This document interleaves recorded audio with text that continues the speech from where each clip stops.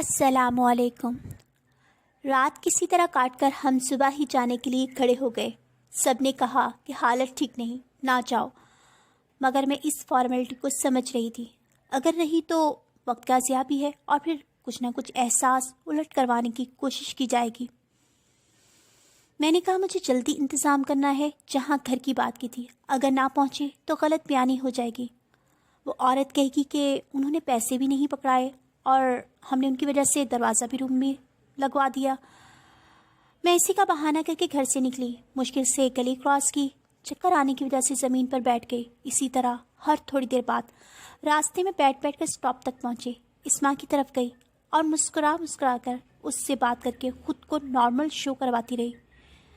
ایک نقاہت، اوپر سے تکلیف، مگر فکر تھی کہ ذرا بھی اصل بات شو ہوئی تو اسما کو اور بہانہ نہ مل جائے۔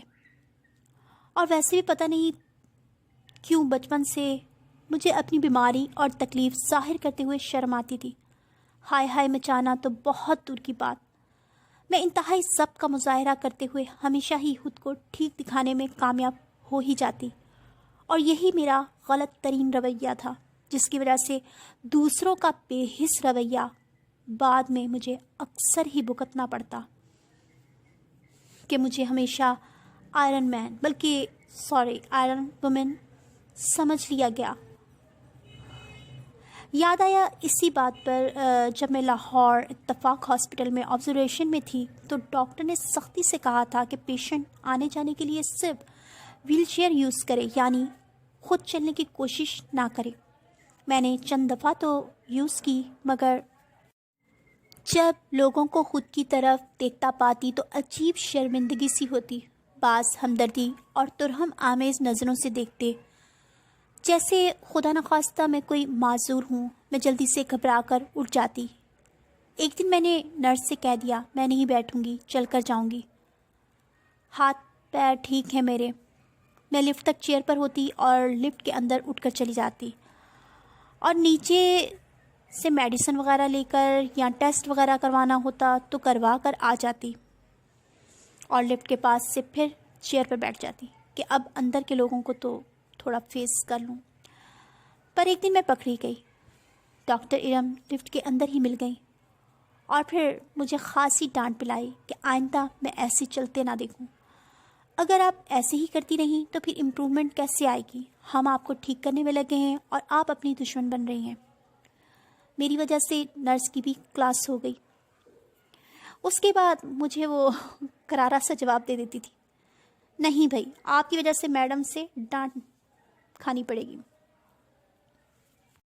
جہاں خود کو سستا کر لیا جائے وہاں محبت بڑی مہنگی پڑتی ہے۔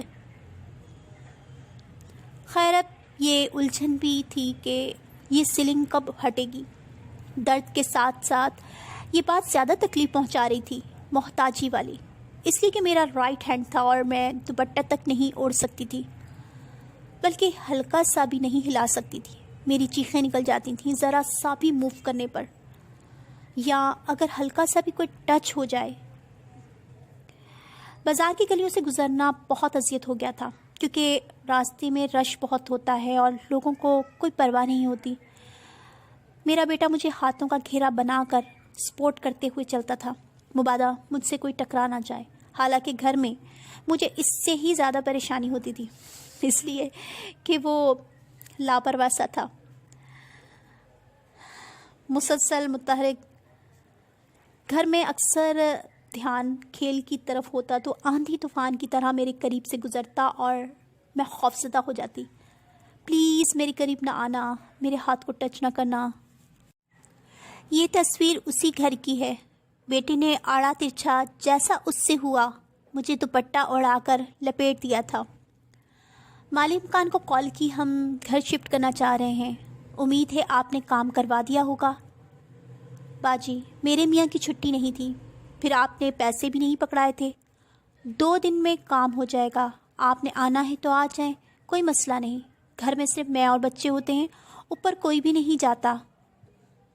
خیر، ہم شفٹ ہو گئے۔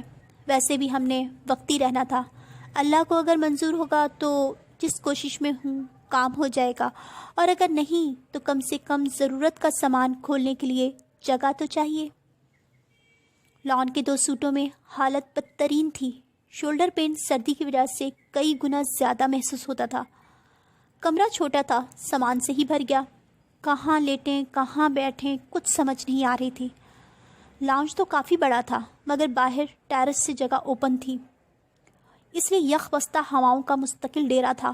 لاؤنج میں ویسے بھی نیچے سے اچانک کوئی بھی اوپر آ سکتا تھا، سیڑھیوں کے آگے بھی کوئی دروازہ نہ تھا، تو ہم باہر لیٹنے کا انتظام کرتے یہ ممکن ہی نہیں تھا۔ مشکل سے جگہ بنائی، ایک بوری کھول کر اس میں سے کارٹن نکالا۔ اتفاق سے اس میں ایئر بیڈ تھا۔ میں تو بھول گئی تھی کہ اب کسی کارٹن میں کیا کیا چیزیں پڑی ہیں۔ اب بھی میں سامان پھیلانا نہیں چاہتی تھی۔ ایک تو کمرے کے دروازے میں کنڈیاں لاک نہیں تھا، دوسرے جب سامان کھلتا ہے تو کھلتا ہی چلا جاتا ہے، ہر طرف پھیل جاتا ہے، کون سی چیز کہاں اٹھا کر کو سمجھ نہیں آتی۔ کبرڈز ہوں یا کیبنٹس تو ساتھ ساتھ سامان سیٹ ہو جاتا ہے، مگر اس وقت ہمارے پاس ایسا کچھ نہیں تھا۔ آؤٹ آف سٹی ہم نے شفٹ کیا تھا، صرف کارٹنز میں سامان جو آ سکتا تھا آیا، اور وہ سارے کارٹنز بھی بڑے بڑے بوروں میں بند تھے۔ ایئر بیڈ نکلنے پر میں نے شکر ادا کیا، مگر پمپ نہ ہونے کی وجہ سے اسے شیٹ کی طرح نیچے بچھا لیا، پر اس کا سٹف ریگزین ٹیپ تھا، بہت یخ ہو رہا تھا۔ کمرہ بھی خاصا ٹھنڈا تھا، دروازہ بند کرنے کے باوجود ایسا لگ رہا تھا کہ باہر بیٹھے ہیں۔ میں الٹے ہاتھ سے جتنا ممکن تھا بیٹے کے ساتھ ہیلپ کرنے کی کوشش کر رہی تھی۔ اصل درگت تو اسی کی بن رہی تھی۔ اس قدر ہیوی بوری اگر میں صحیح ہوتی اور ہم دونوں مل کر بھی ہٹانے کی کوشش کرتے تب بھی ہلا نہ پاتے۔ میرا بیٹا پورا زور اور طاقت لگا لگا کر کھسکا رہا تھا، اور جب عاجز ہو جاتا تو سائڈ پر منہ کر کے رو لیتا۔ میں بھی الجھ الجھ کر بار بار 2-4 تھپڑ اسے لگا دیتی۔ ایسے نہیں، ایسے پکڑو، یہاں سے اٹھاؤ۔ اف، کتنا اذیت ناک تھا۔ جو انسان خود نہ بیٹھنے والا ہو اور زندگی میں کبھی کسی سے کام بھی نہ لیا ہو، اس کے لیے محتاجی والا وقت کتنا کٹھن ہوتا ہے۔ ہم نے راستے سے بسکٹ لے لیے تھے۔ رات تقریباً جاگتے گزری، ٹھنڈ ہڈیوں میں گھس رہی تھی۔ میرا بیٹا بھی جاگتا رہا۔ صبح کے وقت ہم دونوں کی ہی آنکھ لگ گئی، لیکن چند گھنٹوں بعد شور کی وجہ سے اٹھنا پڑا۔ باہر بچوں کی آمد و رفت محسوس ہوئی۔ ہم نے لائے ہوئے بسکٹ سے کے ساتھ ناشتہ کیا، دوپہر تک اسی سے گزارا۔ موم، کتنے دن ہو گئے گھر کا کھانا نہیں کھایا، اب تو سامان بھی آ گیا، مجھے روٹی پکا دیں۔ بیٹے کیسے بناؤں، میں تو ویسے ہی عاجز ہو رہی ہوں، واش روم تک جانا تو اذیت ناک ہو گیا ہے۔ کوئی بن گیا رونق بکھیاں دی، کوئی چھوڑ کے شیش محل چلیا، کوئی پلیا ناز تے نخریاں وچ، کوئی ریت گرم تے تھل چلیا، کوئی بھل مقصد آمندہ، کوئی کر کے مقصد حل چلیا، ایتھے ہر کوئی فرید مسافر ہے، کوئی اج چلیا کوئی کل چلیا۔ پتہ نہیں کب تک یہ سب رہے گا اماں، میں کرتا جاتا ہوں، آپ بتاتی رہیں۔ بھوک تو مجھے بھی بہت لگ رہی تھی۔ کئی دن کے فاقوں کے بعد میرا بھی دل چاہ رہا تھا۔ میں نے آٹا منگوایا، سبزی منگوائی اور کچن کھولا تو ان کا سامان ایز اٹ از موجود تھا۔ خاتون کو نیچے سے بلوایا کہ فون پر آپ سے پوچھا تھا کہ خالی ہے سب، سامان اٹھا لیا، آپ نے کہا تھا بس تھوڑا سا ہے ہٹا لیں گے، پر سب ویسے ہی ہے، اگر آپ ہٹا لیں تو میں کچن کا سٹارٹ کروں، صفائی کر کے چیزیں بھی رکھنی ہیں۔ کہنے لگی ہاں جی اس وقت تو نہیں، کل کر دیں گے، بیٹے کی طبیعت ٹھیک نہیں ہے، بہت تنگ کر رہا ہے۔ ان کے 2 بیٹے 3 بیٹیاں تھیں، سب سے بڑی 17 سال کی بیٹی اور سب سے چھوٹا بیٹا 3 سال کا تھا۔ ہم خاموش ہو گئے۔ کہنے لگی آپ نے اگر پکانا ہے تو پکا لیں، سامان ہے تو کیا ہوا؟ میں نے کہا نہیں آپ لاک لگا کر جائیں، میں ایسے بہت گھبراتی ہوں، جب تک ایک بھی چیز ہوگی ہم اس طرف نہیں آئیں گے۔ بعض اوقات اس کرب کو کہنا بڑا مشکل ہوتا ہے جسے ہم محسوس کر رہے ہوتے ہیں۔ ہم نے سلنڈر نکال کر، چھوٹا سا برنر تھا، سوچا اس سے کام چلاتے ہیں۔ فی الحال کمرے میں ہی کر لیتے ہیں کام۔ اس وقت مجھے بہت رونا آ رہا تھا۔ میرا بیٹا جانتا تھا میں جب بھی گھر شفٹ کرتی ہوں گھر کا کونا کونا دھو کر چمکا کر پھر ہی سامان کھولنا شروع کرتی ہوں، حتیٰ کہ دیواریں تک دھو ڈالتی ہوں۔ پر اب بے بسی سے الٹ پلٹ چیزوں کے درمیان بیٹھے ایسا لگ رہا تھا جیسے کچرے کے ڈھیر پر بیٹھے ہوں اور خود بھی کچرا بن گئے ہوں۔ اگرچہ جب سے سیالکوٹ میں انٹر ہوئے تھے میں نے ابھی تک اس کیفیت میں نہیں آئی تھی جس کو میری نظر میں صحیح معنوں میں پاک، صاف، شفاف ماحول اور خود کو بھی ہلکا محسوس کر سکوں۔ اسما کے ماموں کے گھر میں سب کچھ دن کی بات ہے، بس کچھ دن کی بات ہے کر کے وقت مشکل سے کاٹا کہ جیسے ہی اپنے طور پر رہنا سٹارٹ کروں گی سب پہلے جیسا کرتی جاؤں گی۔ میرا لمحہ لمحہ بھاری گزر رہا تھا اور اب تو سانس بھی لینا گھٹن زدہ محسوس ہو رہا تھا۔ کئی دن کے کپڑے ہر جگہ اٹھتی بیٹھتی رہی ہوں انہی کپڑوں کے ساتھ، اور اب تو میری نمازیں بھی چھوٹ گئی تھیں، بلکہ سیالکوٹ میں انٹر ہوتے ہی ختم ہو گیا تعلق، جیسے رب سے ایک آدھ ہی نماز کھینچ پا رہی تھی۔ ذہن بند کر دیا گیا تھا، میں صرف ظاہری طور پر پرفارم کرتی نظر آ رہی تھی، نارمل، مگر انٹرنلی میرے اختیارات جکڑ دیے گئے تھے۔ میری آنکھیں دیکھ رہی تھیں مگر ذہن لمیٹڈ سوچ رہا تھا۔ میری ایفرٹ ختم کر دی گئی تھی، جیسے میں پوری قوت لگا کر بھی معمولی پیش رفت کر پاتی۔ کب میں اپنے انداز میں آؤں گی یا رب؟ ابھی دوسروں میں اٹھ بیٹھ کر ان کی طرح ہی میں نے خود کو لتھڑ لیا ہے۔ مجھے اپنے کپڑے اور جسم آلودہ محسوس ہوتا ہے، اور اس خیال سے میں سانس بھی روک کر تکلیف سے لے رہی ہوں۔ بیٹے نے کہا، اماں کل سارا ہٹا کر میں دھو دوں گا، آپ مجھے بتاتے جانا۔ میں نے کہا، نہیں بیٹے، انتہائی مشکل ترین ہے، بڑی بڑی بوریاں اتنی ہیوی، اول تو ادھر سے ادھر کرنا آسان نہیں، پھر پانی میں سب بھیگے گا، آپ اکیلے نہیں کر پاؤ گے۔ کچھ دن ہمیں ابھی ایسے ہی نکالنے ہوں گے۔ واش روم کی طرف بیٹا گیا تو آ کر بتایا کہ دروازہ بند نہیں ہو رہا۔ کیا مطلب؟ آپ آ کر دیکھیں۔ ارے یہ کیا، دروازہ صرف ساتھ کھڑا کیا گیا تھا، لگا ہوا نہیں تھا۔ جب ہم دیکھنے آئے تھے تو لگا ہی محسوس ہوا تھا، پتہ ہی نہیں چلا کہ ڈیکوریشن کے طور پر صرف اسے رکھ دیا گیا ہے کہ لگے دروازہ اوپن ہے۔ اب کیا کریں؟ دوبارہ خاتون کو بلایا۔ باجی آپ کو بتایا تو تھا، ایک دن کی بات ہے، لگ جائے گا۔ ہم تو سمجھ رہے تھے کہ آپ رومز وغیرہ کے دروازوں کی بات کر رہی ہیں۔ کل ہی میں ان کے ابو سے کہتی ہوں، خیر اب یہ ڈیوٹی لگ گئی، ہم دونوں میں سے کوئی باہر کھڑا پہرا دیتا، جیسے میری عادت تھی۔ میرا بیٹا بھی اکیلے نہیں جانا چاہتا تھا، پر پنجاب کے لیے یہ تو عام بات ہے، فرق ہی نہیں پڑتا۔ باجی کوئی مسئلہ نہیں، ادھر کون سا کوئی آتا ہے، یا یہ تو بچہ ہے۔ ارے بھائی، بچہ ہے یا بڑا، کوئی آئے یا نہ آئے، ہم تو خالی گھر میں بھی ایسے نہیں جائیں گے۔ میرا بیٹا ان دنوں بہت ہلکان ہوا۔ کچن کی طرف ہم نے جانا نہیں تھا، ٹیرس کی طرف جو ٹیپ لگا تھا، ہر 2-4 منٹ کے بعد میرا بیٹا جا کر کوئی نہ کوئی چیز دھو کر لاتا۔ خیر مشکل سے آڑی ترچی اس نے سبزی کاٹی، ہر برتن کو کئی بار جا کر کھنگالنا پڑا۔ سالن تو کسی طرح چڑھا دیا، اب روٹی کیسے بنے؟ اماں آج آٹا بھی میں گوندھ لیتا ہوں، آپ بتائیں۔ نہیں مجھے پتا ہے تم لئی بنا دو گے۔ نہیں میں ٹرائی تو کروں، کہا ہے نا۔ نہیں، اسے آٹا چھاننا نہیں آتا تھا، اسے بتانے کے چکر میں الٹے ہاتھ سے کرنے پر مجھ سے بھی نیچے ہی گر رہا تھا۔ خوب طبیعت الجھ رہی تھی، چیختے چلاتے الجھتے الٹے ہاتھ کی مدد سے ہم نے کسی طرح آٹا گوندھ ہی لیا۔ یہی حال روٹی پکانے میں ہوا۔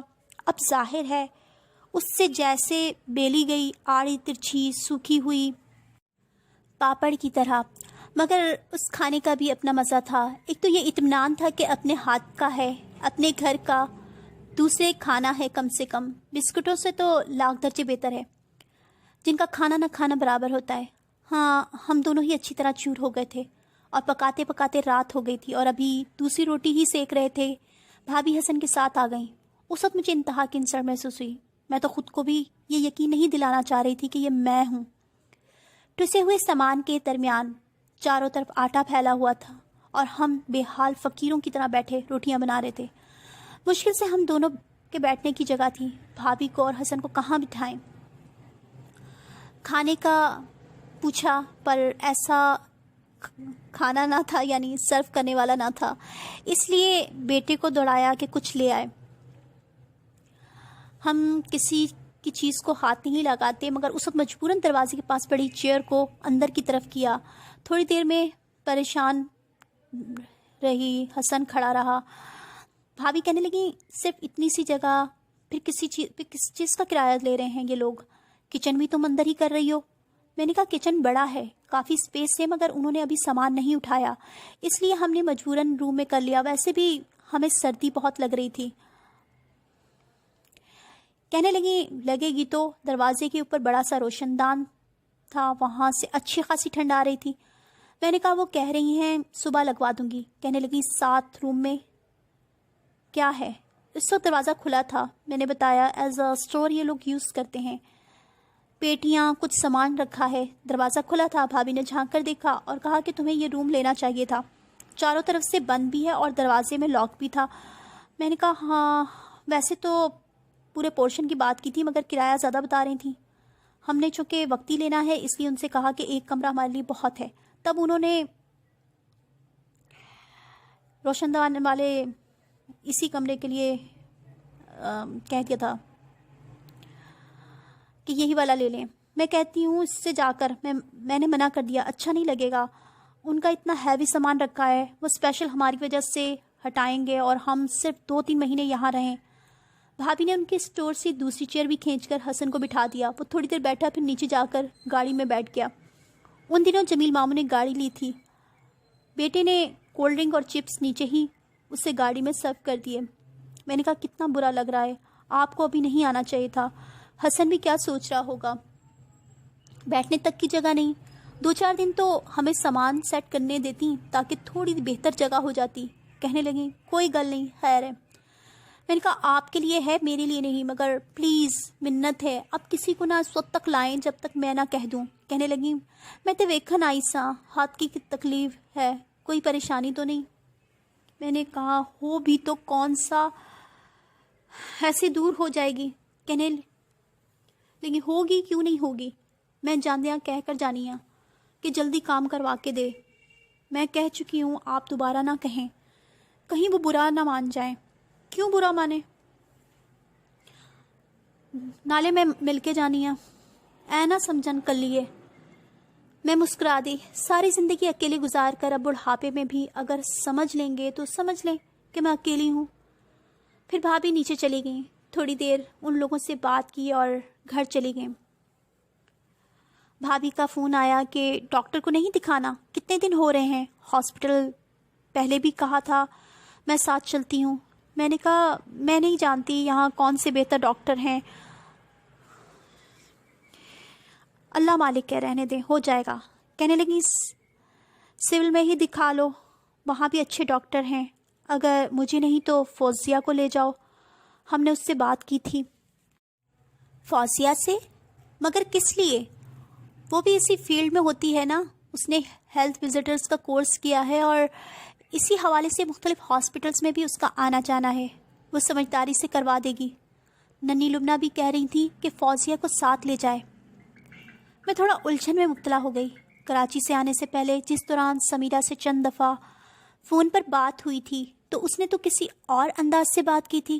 جب میں نے سب کا فردن حال احوال پوچھا تھا اور فوزیہ کے بارے میں پوچھا تھا تو اس نے بتایا تھا کہ مینا ہن فوزیہ دا بھی کی دساں ہے تے میری بہن، پر انہیں بھی میرے نال چنگا نہیں کیتا۔ میں اینی کم عمر ساں جدوں شادی ہوئی، او دے وجہ نال ہی میں رشتے لئی منی ساں کہ میری بہن بھی نال ہے، پر انہیں کی کیتا پائن خلیل تے فوت ہون تو بعد تو رہی نہیں اس کار وچ، ساری ذمہ داری میرے تے پا کے کار دی اپی ٹر گئی، نال بچے بھی میرے تے پا دتے، ہن اپنے بچیاں دے نال او دے بچیاں نوں سامنیاں پئی۔ ہاں لیکن خلیل ماموں کی وجہ سے یہ گھر اس کا بھی ہے، ہر ایک کا مزاج تھوڑا الگ ہوتا ہے، ہو سکتا ہے اس وجہ سے اس کے لیے تھوڑا مشکل ہو رہا ہو ماموں کی ڈیتھ کے بعد ایکسیپٹ کرنا، کچھ ٹائم کے بعد سب ٹھیک ہو ہی جاتا۔ کوئی نہیں مینا، کتنا ٹائم ویکھیا اور کتنی دیر ویکھنا سی، ٹھیک ہے، وہ اگر کوٹلی میں اپنی امی ابو کے گھر ایزی ہے تو بچے بھی ساتھ رہ لیں، تاکہ تمہارے اوپر سے بھی تھوڑا برڈن کم رہے۔ نہیں، بچے ہن پکے میرے کول نے، میں سمجھ لیا ہے، میرے 2 نہیں 4 بچے نے، انہاں دی ہر چیز دا خیال اسی کرنے آ پے، کھان پین رہن پڑھائی ہر چیز اپنے بچیاں دی طرح ہی کرنے آ۔ یہ تو بہت اچھی بات ہے، اللہ پاک تو بھی اس کا اجر بھی بہت دیں گے۔ ہاں مینا، میں تے کدی فرق نہیں کیتا اپنے تے او دے بچیاں وچ، میں نے تسلی دی کہ تھوڑا شاید تمہارے لیے مشکل ہو، مگر کچھ ٹائم بعد فوزیہ شاید آ ہی جائے، بچے تو اسی کے ہیں نا۔ ہر ماں بچوں کے معاملات اپنے ہاتھوں سے ہی کرنا چاہتی ہے۔ وہ کہندی ہے خلیل دے نال میرے سارے رشتے بھی ختم ہو گئے نے، ہن میرا کسے دے نال رشتہ نہیں۔ وہ خود آ جائے گی، کوئی نہیں مینا، ہن نہیں آ سکتی اس کار وچ۔ میں پریشان ہو گئی ان الفاظ سے، اللہ خیر کرے، ایسا کیوں؟ انہیں خود ہی شادی کر لئے، سارے ہی ناراض نے اس گل تو او دے نال۔ میں نے کہا خیر ہے، پریشان ہونے والی بات نہیں، ویسے بھی جب میں ادھر تھی تو سب سے سنتی تھی کہ کم عمر ہے، کہیں شادی کر دینی چاہیے، ہمارے اسلام نے بھی اجازت دی ہے، اب ہو گئی ہے تو سب ایکسیپٹ کر لیں، تمہارے امی ابو کی تو مرضی ہوگی نا۔ نہیں مینا، انہیں کسے نو بھی نہیں دسیا، انہیں اپنی مرضی دے نال کیتی ہے، کسے نو بھی نہیں پتا سی، کنے چیر بعد سارے نو پتا چلیا سی۔ میں نے کہا لیکن وہ ٹھیک ہے نا، خوش ہے اپنے گھر میں۔ پتہ نہیں مینا، میں کدی گل نہیں کیتی، اس وجہ نال ساریاں نے او دے نال گل ختم کر دیتی سی، میں بھی نہیں کدی کیتی۔ اس کے بعد فوزیہ کے ٹاپک پر کبھی بات نہ ہوئی، مگر اب بھابی کہہ رہی ہیں کہ اس کے ساتھ چلی جاؤ۔ اگر میرے ساتھ نہیں جانا ہے، سمیرہ بھی کہندی سی پئی فوزیہ دا 2 واری فون آیا ہے مینا دا پتہ لین واسطے۔ میں کشمکش میں مبتلا ہو گئی کہ یہاں کی بات چیت سے تو بالکل معلوم نہیں ہو رہا کہ کسی کا فوزیہ سے رابطہ نہیں۔ میں نے کہا بھابی سے کہ جہاں تک مجھے پتہ چلا تھا اس سے کسی کی بات چیت نہیں، اس کی شادی کے بعد سے پھر میرے معاملے میں کیوں کی جا رہی ہے؟ کہنے لگی وہ تو بہت تھوڑے ٹائم کے لیے ایسا تھا، پھر رشتہ داری ہے، وہیں قریب میں رہتی ہے، رشتے تے نہیں چھڈے جان دینا۔ میں اس دوغلی پالیسی پر حیران سوچ میں پڑ گئی۔ ہر ایک کا جرم، ان کی غلطیاں، ان کے گناہ میرے نظروں کے سامنے آ گئے۔ پھر میں نے کون سا ان لوگوں سے ہٹ کر گناہ کیا تھا جس کی وجہ سے مجھے تنہا چھوڑ دیا گیا؟ میرے لیے الگ قانون، باقی ہر فرد کے لیے الگ قانون۔ ایتھے نہ رہ تو، کراچی ٹور جا تو، لاہور ٹور جا، مگر کیوں؟ صرف اس لیے کہ ٹکے کا نہ کرنا پڑے۔ یہاں رہنے پر لوگوں میں سے کوئی بھی انہیں شرمندہ کر سکتا تھا، کہیں اور رہنے پر کوئی بھی کہانی بنا کر سنا دی جاتی میرے بارے میں، اپنے دادکوں کے پاس ہے، وغیرہ وغیرہ۔ فوزیہ کے تو ماں باپ دونوں ہی وہیں تھے، سسرال بھی وہیں تھا، وہاں کوئی کہانی چل ہی نہیں سکتی تھی۔ اینی وے، دکھ ہوا سمیرہ نے اتنا اپوزٹ نقشہ کھینچا، ایسا تاثر دیا جیسے جینا مرنا ختم ہے، آخر چند مہینوں میں تو کایا نہیں پلٹ گئی ہوگی۔ لیکن مجھے سمجھ نہیں آ رہا میں فوزیہ کو کیوں اتنی دور سے بلاؤں، چھوٹے سے کام کے لیے۔ میری بات پوری ہونے سے پہلے بھابی نے جواب دیا، وہ کافی عرصے سے کام کر رہی ہے، ہر جگہ اس کی جان پہچان ہے، ڈیلیوری کیسز میں ہر کوئی اس کو بلا لیتا ہے۔ مجھے ہنسی آ گئی، میرا فریکچر ہوا ہے، یہاں کوئی ڈیلیوری کیس نہیں، اس کو ساتھ لے جانے پر بھی ڈاکٹر مجھے وہی میڈیسن لکھ کر دیں گے جو میرے اکیلے جانے پر لکھ کر دیں گے۔ اس کا کام دائیوں والا ہے، جبکہ میری پرابلم ہڈی کی ہے۔ پھر بھی نالتے کوئی ہونا چاہیے، ایک تو ہر بات پر میرے زخم ہرے کر دیے جاتے ہیں۔ بھائی ساری زندگی پہلے کون ساتھ تھا، یا آج کے بعد سے کتنی حتمی یہ بات ہے کہ بعد میں بھی مسلسل ساتھ رہے گا سب کا، ہر جگہ ہر کام اکیلے ہی، رب کے بھروسے سے کیا ہے۔ ویسے بھی مجھے یہ فکر لاحق ہو جاتی کہ کوئی میری وجہ سے ٹائم نکال کر آئے، اور کھانے پانی کا اگر ٹائم ہو اور میں اسے پوچھ نہ سکوں، پھر آنے جانے کا کرایہ بھی شاید مجھے دینا پڑتا، ورنہ مجھے اچھا لگتا کہ کوئی فیئر لینا کسی سے، اور اس وقت میں 1-1 روپے کے لیے بہت عاجز ہو رہی تھی۔ اب سمیرہ فوزیہ تو مجھے 10 سال پہلے والا ہی سمجھ رہی ہوں گی نا۔ اگر میں کہیں بھی ان کے ساتھ نکلتی تو کرایہ وغیرہ دینا میں ہمیشہ سے اپنا فرض سمجھتی تھی۔ ہاتھ تو اس وقت بھی تنگ ہی ہوتا تھا ہمیشہ کی طرح، مگر پتہ تو تھا نا کہ اگلے دن اپنے گھر جا کر کوئی نہ کوئی ایفرٹ کر کے مینج کر لوں گی، مگر ابھی تو ہم مسلسل سفر میں تھے اور آگے کا کوئی اندازہ نہ تھا کہ کب روٹین میں آئیں گے۔ میں نے الجھ کر منع کر دیا کہ ضرورت نہیں، میں خود چلی جاؤں گی، اور اگر آپ کو اتنی فکر ہے تو آپ آ جائیے گا۔ زیادہ سے زیادہ یہی ہوگا کہ مجھے پتہ نہیں چلے گا کہ کہاں جانا ہے، کس سیکشن میں کس سے بات کرنی ہے۔ تو جیسے برسوں سے ہر کام کے لیے اس کے بھروسے نکل جاتے ہیں، پھر پوچھ کر پہنچ ہی جاتے ہیں، سیم اب بھی ایسا ہی کریں گے۔ اب یہ بھی ٹینشن تھی کہ نہ جانے ڈاکٹرز کی فیسز وغیرہ کیا ہوں، میڈیسن بھی مہنگی ہوں گی، ان سب کو کیسے مینیج کروں گی۔ کہا رہنے دیں، جب اسکول سے کوئی سلسلہ بنے گا تو دکھا لوں گی، پتہ نہیں کتنا ایکسپینسو پڑے۔ کہنے لگی نہیں، علامہ اقبال ہاسپٹل میں پیسے نہیں لگتے، فری میں دوائیں مل جاتی ہیں۔ سنتے ہی مجھے دکھ سے رونا آ گیا۔ کوئی تو ہو جو تسلیوں کے حروف دے کر رگوں میں بہتی اذیتوں کے غرور توڑے۔ کاش میرے لیے بھی کوئی ہوتا جو کہتا کہ پیسے کی پرواہ نہ کرو، اچھی جگہ سے علاج کرواؤ، میں ہوں نا۔ پر میرے کانوں سے یہ جملہ زندگی میں کبھی نہیں ٹکرایا، بلکہ میں ہوں نا تمہارے ساتھ تو کبھی کسی نے بن کر دکھایا ہی نہیں۔ ہر جگہ ہر کام میں بس تنہا تنہا تنہا ہی، جیسے قدرت نے لکھ دیا ہو۔ اور اب تو میں بھی ضد میں آ جاتی تھی، برسوں کی اس اذیت کو گھسیٹتے ہوئے اگر بھولے بھٹکے چھوٹی موٹی پریشانی میں کوئی گلی محلے کا خدمات پیش کرنے کی کوشش کرتا بھی تو میں سختی سے منع کرتی جاتی اور جیسے اینٹ جاتی کہ اگر کوئی نصیب میں اپنا نہیں تو غیر سے بھی فیور نہیں لینی، بلکہ اب لینی ہی نہیں، چاہے کتنا ہی جانور بنی ہو، بس تکلیف برداشت کرنی ہے، خود کو ایک لمحے کے لیے بھی آرام کی عادت نہیں ڈالنی، ایسا نہ ہو کہ کوئی اس سے بھی بڑی تکلیف بن کر سامنے آ جائے۔ طے کر لیا بھابھی سے کہ وہ پہنچ جائیں، میں بھی آ جاؤں گی۔ خیر ہاسپٹل گئے، چونکہ پہلے دن والی سلپ ان لوگوں نے شاید گھما دی تھی، بس ایکس رے پاس تھا۔ اب پتہ چلا کہ ڈے ہی نہیں تھا ڈاکٹر کے بیٹھنے کا، اور جو ہوتے تھے وہ شام کے اوقات میں ہوتے تھے۔ میرے لیے سفر کرنا بہت مشکل تھا، آٹو میں افورڈ نہیں کر پا رہی تھی، اور چنچی میں اتنے جمپ لگتے کہ چیخیں نکل جاتی تھیں۔ ہاتھ ہلکا سا ہلانے پر ہی ایسا لگتا جیسے کوئی آری سے کاٹ رہا ہو، مگر چنچی پر تو ہر سیکنڈ کے بعد ہاتھ ہلتا تھا جمپس کی وجہ سے، اس لیے سوچا اب اس وقت ہی دکھا لیتی ہوں۔